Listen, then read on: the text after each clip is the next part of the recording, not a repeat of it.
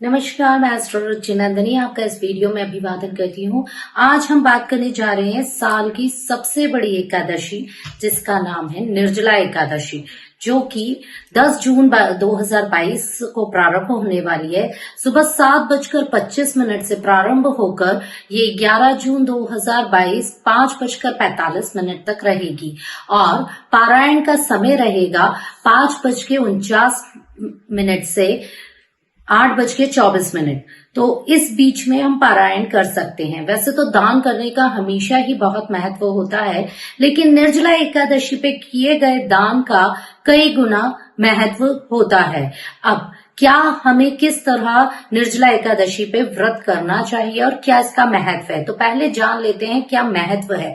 निर्जला एकादशी ज्येष्ठ मास के शुक्ल पक्ष में पड़ती है एकादशी के दिन, और जिस समय बहुत ही गर्मी पड़ रही होती है, सूर्य की कृपा बहुत अधिक होती है हम पर, और इस समय बिना जल का व्रत करने का बहुत महत्व है। क्यों?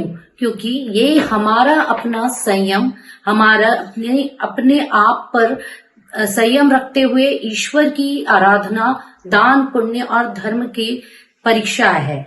तो एक बार यही बात भीष्म जी ने व्यास जी से पूछी कि मेरे घर में, मेरे परिवार में मेरे भाई, माता, पत्नी सभी एकादशी का व्रत करते हैं और साल में आने वाली सभी एकादशियों का व्रत करते हैं, लेकिन मैं तो किसी भी हालत में भूखा नहीं रह सकता।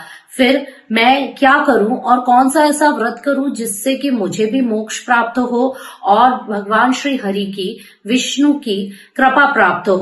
तो मैं क्या करूं? तो वेद व्यास जी ने उन्हें कहा कि आप 24 अगर बाकी की साल भर की एकादशी नहीं कर पाते तो ज्येष्ठ मास के शुक्ल पक्ष में आने वाली एकादशी, जो कि निर्जला एकादशी है, उसका व्रत कीजिए। वो एक दिन जब आप सूर्य उदय से अगले दिन के सूर्य उदय तक बिना जल और अन्न या फलाहार कुछ भी ग्रहण किए बगैर भगवान श्री हरि की पूजा आराधना करेंगे तो आपको बाकी सभी एकादशियों का फल प्राप्त हो जाएगा।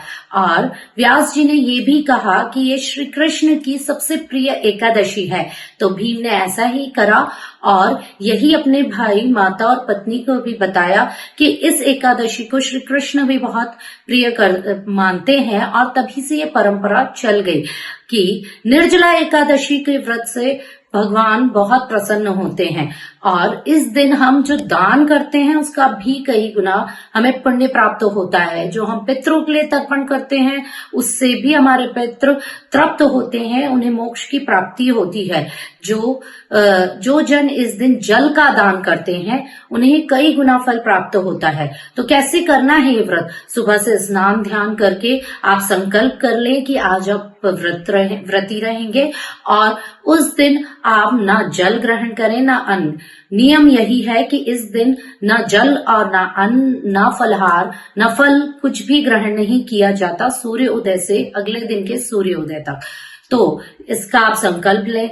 दिन में आराम या सोना बिल्कुल ना करें, रात्रि को जागरण करें, जितना हो भगवान का मंत्र जाप करें, विष्णु जी, लक्ष्मी जी की पूजा करें, क्योंकि इस पूजा से भगवान श्री हरि परम प्रिय प्रसन्न होते हैं और हमें हमारी मनचाही चीजें भी दे देते हैं।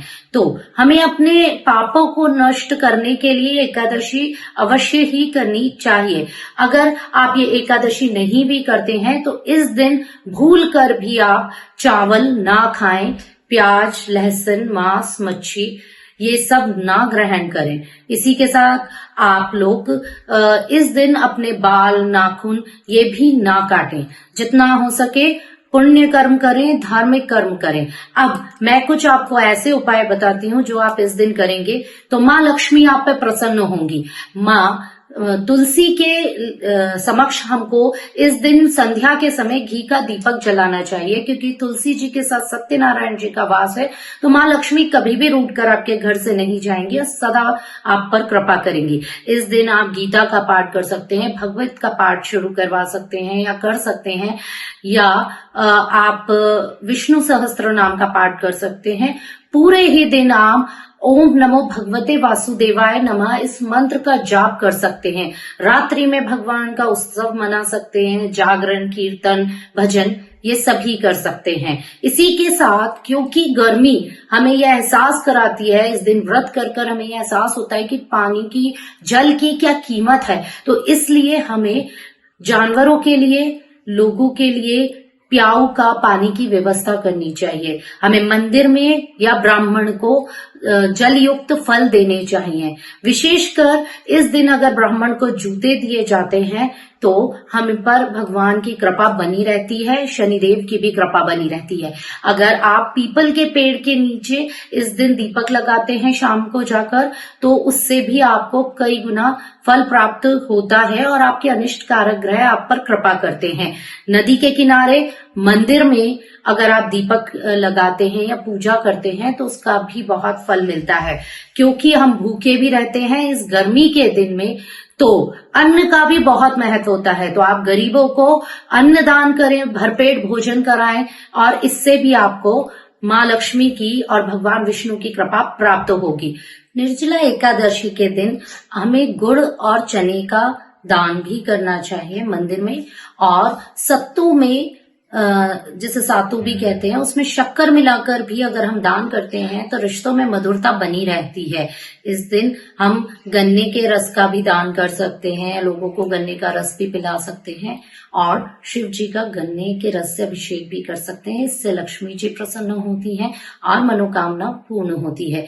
जो लोग आर्थिक परेशानी से परेशान हैं, उन्हें तुलसी जी के समक्ष दीपक लगा के, अखंड दीपक लगा के विष्णु सहस्त्र नाम का पाठ करना चाहिए। इससे भी माँ लक्ष्मी की कृपा प्राप्त होती है। जिनके विवाह में विलंब हो रहा है उस दिन उन्हें इस दिन विष्णु और लक्ष्मी जी के स्वयंवर का फोटो लाकर अपने घर में लगाना चाहिए। इन्हीं सब उपायों के साथ आप भी निर्जला एकादशी का लाभ उठा सकते हैं। इसी के साथ मैं एस्ट्रोलॉजर रुचि नंदनी आप सभी का धन्यवाद करती हूँ।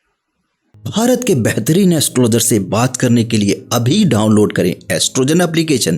प्ले स्टोर पर क्लिक करें, सर्च में एस्ट्रोजन टाइप करें और एप्लीकेशन को इंस्टॉल करें। एप्लीकेशन इंस्टॉल हो जाने के बाद आप जीमेल आईडी या फिर फ़ोन नंबर की मदद से लॉगिन कर सकते हैं।